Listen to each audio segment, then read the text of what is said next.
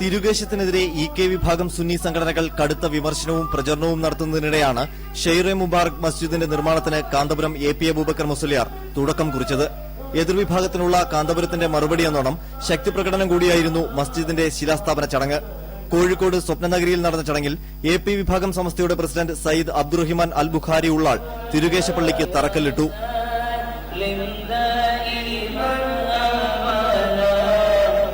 കാന്തപുരത്തിന് തിരുകേശം സമ്മാനിച്ച ഡോക്ടർ അഹമ്മദ് മുഹമ്മദ് അൽ ഖസ്ർജി Islamic heritage മ്യൂസിയത്തിന്റെ ശിലാസ്ഥാപനം നിർവഹിച്ചു.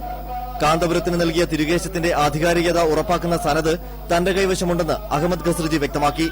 തിരുകേശത്തിനെതിരെ പ്രചരണം നടത്തുന്ന അണികളെ നിലയ്ക്ക് നിർത്തണമെന്ന് അവരുടെ നേതാവിനോട് താൻ ആവശ്യപ്പെട്ടതായും എന്നാൽ മറുപടി ലഭിച്ചില്ലെന്നും അഹമ്മദ് ഖസ്ർജി പറഞ്ഞു.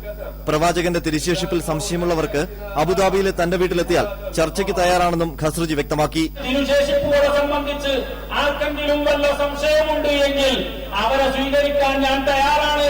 അവർക്ക് വേണ്ടതായ എല്ലാ രേഖകളും നൽകാൻ ഞാൻ തയ്യാറാണ് എന്ന് പലവട്ടം പറഞ്ഞിരുന്നു.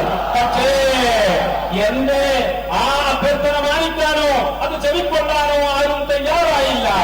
ഷെയ്റെ മുബാറക് മസ്ജിദിന്റെ ശിലാസ്ഥാപന ചടങ്ങിനോടനുബന്ധിച്ച് തിരുകേശം മുക്കിയ വെള്ളവും വിതരണം ചെയ്തു. കാന്തപുരത്തിന്റെ നൂറുകണക്കിന് അനുയായികളാണ് തിരുകേശം മുക്കിയ വെള്ളം വാങ്ങാൻ മർക്കസിലെത്തിയത്. India vision, Kozhikode.